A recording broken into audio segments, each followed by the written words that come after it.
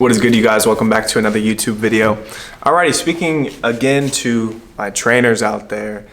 You got certified, you're in the process of getting certified, you're ready to go, you're ready to start training people. What do you do next? How do you choose what route you'll take? Because there are a few different routes, and that's more what I want to talk about. So I'm a big believer in ownership. I'm a big believer in doing creating your own route, creating your own business model. I think that in the long term, that is what's going to set yourself, your family up for the best product. Reason being, you can put your heart into it, right? You can put your unique approach and your unique angle on fitness, on helping people into your craft. Not that you can't do that working for somebody else, but when you do it all by yourself, not only will it mean more to you, but I think that it will be reflective in your work. You take a little bit more pride in it, and your clients will feel that. The people who you get to work with, they'll feel that energy from you, that you really love what you do and you love it so much that you're willing to sacrifice your time, your finances, your resources to build something. Okay.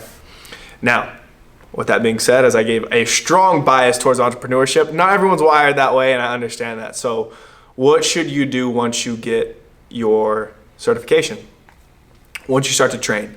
Well, there's a few things that you can do, okay? The first thing and the most obvious would be to go work for a gym. There are plenty of gyms out there. There's many different franchise gyms. There's many different more local mom and pop gyms. You can go there and be an employee for them. The benefit of doing that, they're gonna have a database and a large amount of people. They're gonna do a lot of the marketing work for you. They're going to have numbers of people who you can call as leads. They're gonna have books filled, okay? Now then it would be your job to convert those. And even sometimes when you go to one of those box gyms, they'll even toss you clients who wanna start training. Like, here you go, here's so-and-so, here's so-and-so. So you can, without sacrificing too much of your own time or money, you can start to build up a clientele, okay? So that's a really good, I would say it's a good start for people. And why it might be beneficial is because you get to see how a gym operates. You might learn a little bit about sales. You might have some really, really good trainers around you who you can learn from and grow from and just see different people's processes. It's also just a good introductory to the field, right? You might not make the most, right? The pay probably is going to be the lowest working for your standard box gym like a LA Fitness or a 24-hour Fitness. But, and I'm not sure on this, but they might, because they are a bigger corporation, they might have benefits, and so there's things beyond just your hourly wage, right? That is option one, go work for a gym. Option two, okay, if you are kind of wanting to be in between with, maybe you're open to starting your own business, but you don't necessarily want to work at a big gym. Maybe you've heard that they have a high turnover rate with trainers and that trainers don't last very long at those big gyms, and oftentimes that's true. So then you could go work for maybe like a group training gym, or you could go work for a gym where they allow independent contractors to come work out of. This is a pretty common thing you'll see. So if you're not, again, we'll like kind of slash these, right? It'll be like group training fitness, or go pay rent somewhere. Be basically a independent contractor out of a set gym. Let's talk to both of those. With the group fitness thing, you got places like F45 that are popping out. When I was first out of college, I went to work at a place called Simply Cardio that had a group element to it. I did some personal training there, and then I did some group classes there. This is good. This teaches you how to get confidence in directing a large amount of people. It teaches you how to keep your energy high. Beneficial for sure. Again, on the compensation, you might be making a little bit more doing something like that than working in a big box gym. And then on the other end of that, you have that becoming an independent contractor. So that's kind of like you starting your own business, right? You could either work for the gym, again, to pay like a rent fee, or you could be fully independent, pay your rent fee, and start to use their space to grow your clientele from.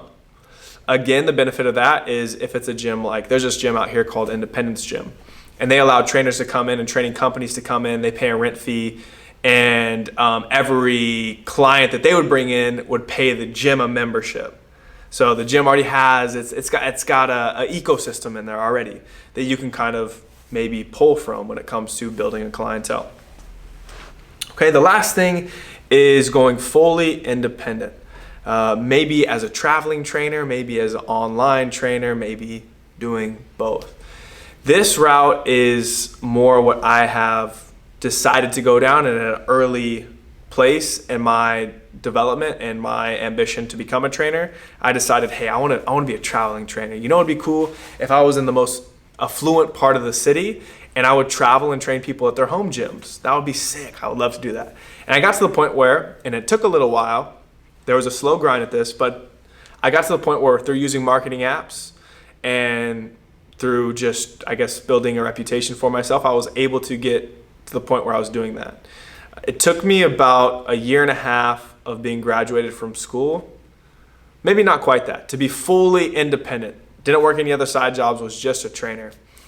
Now with that, it comes with the highest risk, right? You have no backing that way.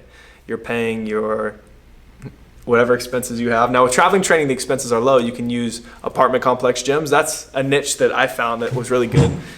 It's one of those things that maybe it's frowned upon, but most apartment complexes don't care. I would always run it by them, and I would, if you're going to do this, I would try to run it by the leasing office. Hey, so-and-so lives here. They want me to train them. Are you okay with me coming in? But for the most part, those apartment complex gyms are very underutilized. So it kind of, at times, it will feel like your own personal training studio. I did a lot of work like that. But as the business grows and you start to get more legitimate, you're probably going to want to find a more established solution. You never want to be in a place where you can be kicked out of. Like that doesn't feel good. There's been not many times, but there's been a few times along the way where I was training at a place, I didn't get the proper okay before I started training there, and I got sent out. And one time I think that happened for me at LA Fitness. Another time it happened for me at the ASU campus gym. When you're hustling, man, you're just trying to do what you can, but eventually you want to get to the point where you're legitimizing yourself. Now, when you do it the independent route, you just got to be ready for that slow grind. It might take you 2, 3, it doesn't have to take this long, but it might take 2, 3, 4, 5 years in order to get your business to a place where it's self-sufficient. And even still, nothing's guaranteed, right? So it takes a lot of implementation of systems and money into marketing to keep what you have going. I've enjoyed it, man. I've enjoyed the process of building my own thing, and I'll always be an advocate for that. I'll be making more videos. I just wanted to touch on the different routes that you could go down. If you're new to the space, you might not know exactly what you can do, but there are a few things. I think the first thing mentioned was you got the box gyms, right? You got those big gyms you can go work out of, you can become an employee for. The second thing is you have the group training facilities, or you can become an independent contractor out of a gym that does subcontracting. And then the last thing is a completely independent traveling trainer or online trainer, where you're kind of working more remotely, right? Maybe you're doing Zoom workouts with your clients, or maybe you have online programs that you're selling. This is a space that I think has the highest potential, again, the highest risk and the least stability, but the highest potential for you to excel and help the most people possible. So I hope this is helpful. I hope it finds you well, and keep grinding at it, man. You are going to help a lot of people through this field of fitness. I think it's one of the best careers in the world, and I love doing it every day. So best of luck to you.